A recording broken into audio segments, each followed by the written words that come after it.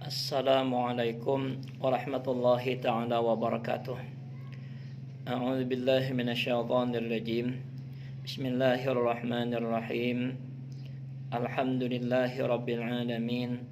Wassalatu wassalamu ala asyrafil anbiya'i wa mursalin wa ala alihi wa sahbihi ajmain, amma ba'd.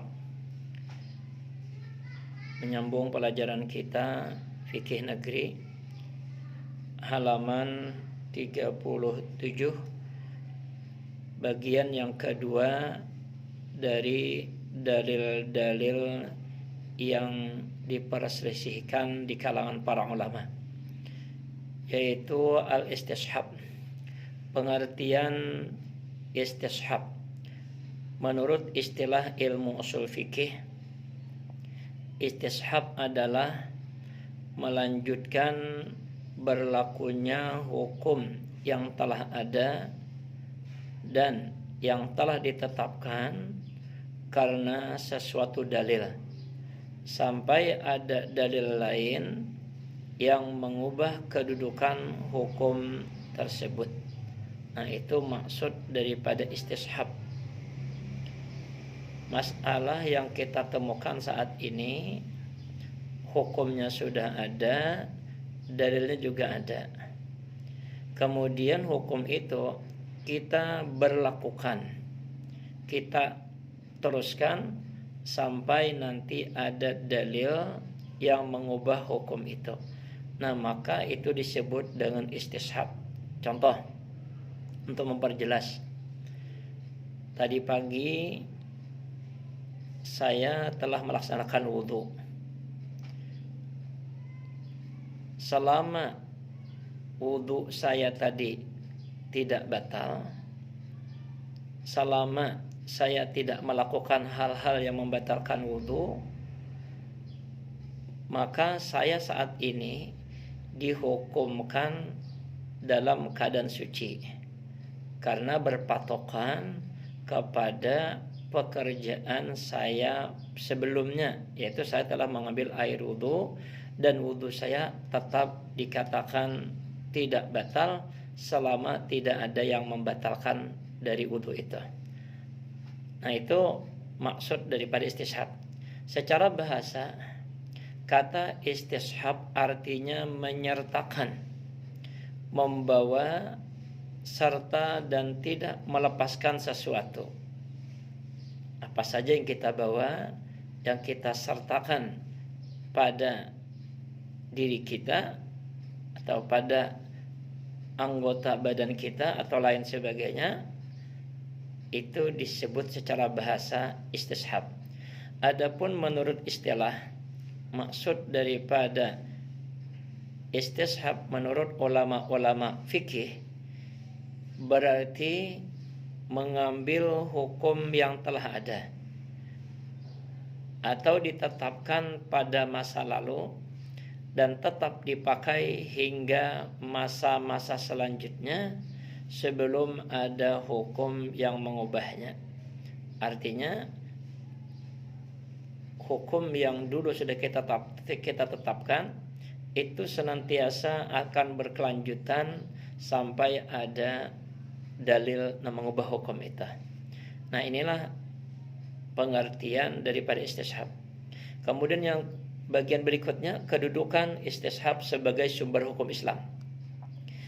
Dalam istishab ini, para ulama berbeda pendapat tentang kehujahannya.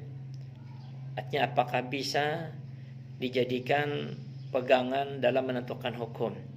Apakah bisa dijadikan dalil dalam menetapkan sebuah hukum? Nah, berikut beberapa pendapat para ulama tersebut. Pertama, menerima istishab sebagai pegangan dalam menentukan hukum. Ini adalah pendapat ulama Syafi'iyah, Hanabilah, Malikiyah, Zahiriyah, dan sebagian kecil dari ulama Hanafiyah. Adalah para ulama yang termasuk kelompok yang menyetujui pemakaian istishab sebagai salah satu sumber hukum Islam. Artinya ulama-ulama yang disebutkan di atas tadi semua berpegang bahwasanya istishab bisa dijadikan sebagai sumber hukum Islam. Dalil yang mereka jadikan alasan adalah firman Allah Subhanahu wa taala yang artinya, dan kebanyakan mereka tidak mengikuti kecuali persangkaan saja. Sesungguhnya persangkaan itu tidak sedikit pun berguna untuk mencapai kebenaran. Sesungguhnya Allah Maha mengetahui apa yang mereka kerjakan. Berdasarkan prinsip di atas, ulama usul menetapkan kaidah-kaidah fikih sebagai berikut. Pendapat pertama tadi menentangkan istishab bisa dijadikan sebagai pegangan dalam menentukan hukum. Nah, maka dari pendapat mereka itu, mereka juga membuat beberapa kaidah yang kaitannya dengan istishab. Yang pertama, apa yang diyakini adanya tidak hilang karena adanya keraguan. Dalam bahasa Arabnya disebut al-yaqinu la yuzalu bisyakki. Sesuatu yang sudah kita yakini adanya tidak bisa hilang dengan hanya berdasarkan keraguan. Itu yang pertama. Jadi al-yaqin la yuzalu bisyak. Yang kedua, asal hukum sesuatu adalah boleh. Bahasa Arabnya al-aslu fil asya'i al-ibahatu.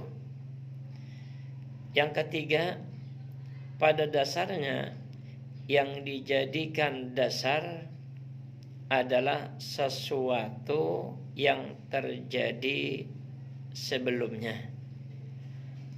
Al-aslu baqa'u ma kana ala ma kana. Nah, itu bahasa Arabnya.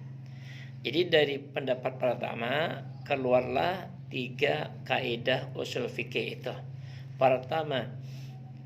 Pertama adalah al-yaqin la yuzalu bisyak. Yang kedua, al-aslu fil asya'i al-ibahah. Yang ketiga, al-aslu baqa'u ma kana ala ma kana. Yang kedua, pendapat ulama yang kedua, menolak istishab sebagai pegangan dalam menetapkan hukum. Ulama golongan kedua ini kebanyakan adalah ulama Hanafiyah. Mereka menyatakan bahwa istishab dengan pengertian seperti di atas adalah tanpa dasar. Tidak ada dalil yang dipegangi. Ini menurut pendapat kebanyakan ulama Hanafiyah. Macam-macam istishab. Istishab dapat dibagi menjadi 3 macam sebagai berikut. Pertama, istishab al-bara'ah al-asliyah. Istishab al-bara'ah al-asliyah.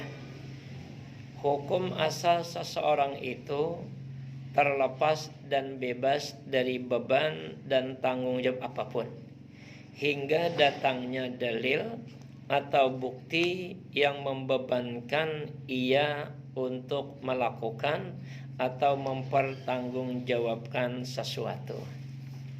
Sebagai pendekatan pemahaman yang bisa kita pahami, tadinya sebelum kalian terdaftar di Pondok Rasyidiyah Khalidiyah ini, kalian tidak dibebani apa-apa. SPP tidak dikenakan, kemudian bayar uang pembangunan juga tidak dikenakan. SPP kalau dalam istilah infak yayasan tidak dibebankan. Itu sebelum kalian masuk ke tempat ini.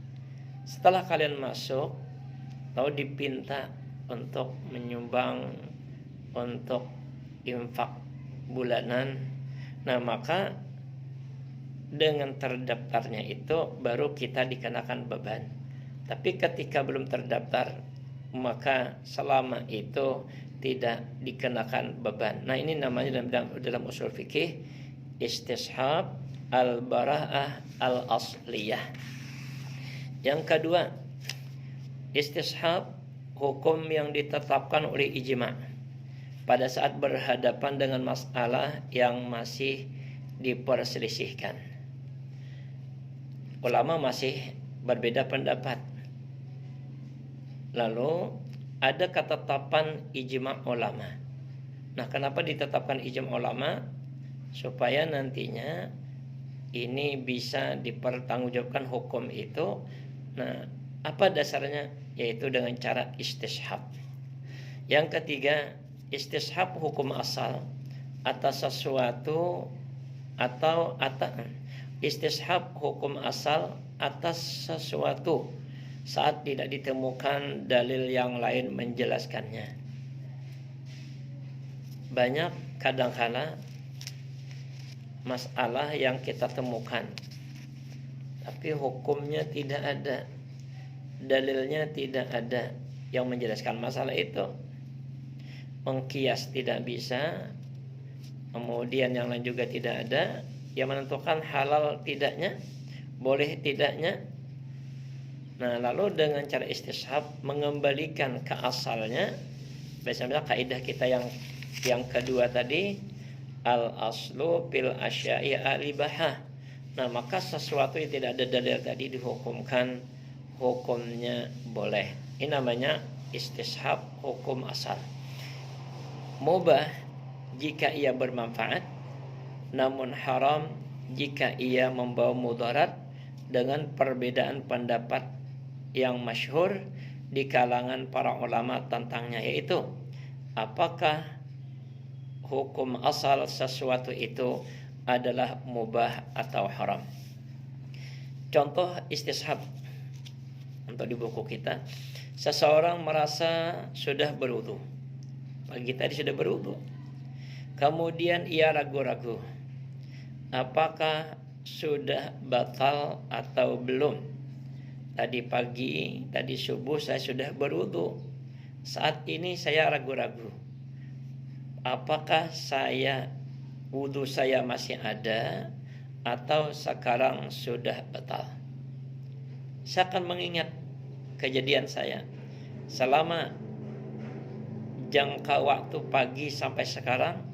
Adakah saya melakukan perkara yang membatalkan? Kalau ada melakukan perkara yang membatalkan, berarti itu dalil yang menyatakan hukum yang pertama tadi batal. Tapi selama tidak ada dalilnya, tidak ada melakukan hal-hal yang membatalkan dengan wudu, maka saat ini saya dihukumkan wudu saya masih ada, masih utuh. Nah, dengan demikian ini bagian daripada contoh istishab. Dalam keadaan seperti ini, ia harus melihat hukum asalnya. Apakah sudah berwudu atau belum? Bila belum, ketentuan sebaiknya adalah berpegang kepada belum berwudu. Karena hukum yang asal adalah belum berwudu.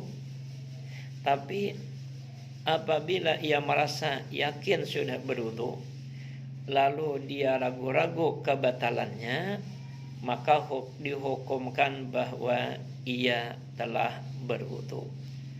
Artinya kita melihat kondisi kita awal.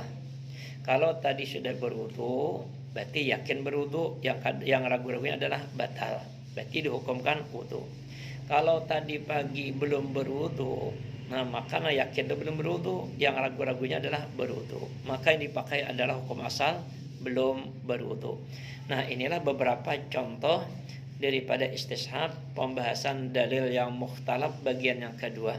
Akan datang al-maslahah al-mursalah, wallahu a'lam bishawab.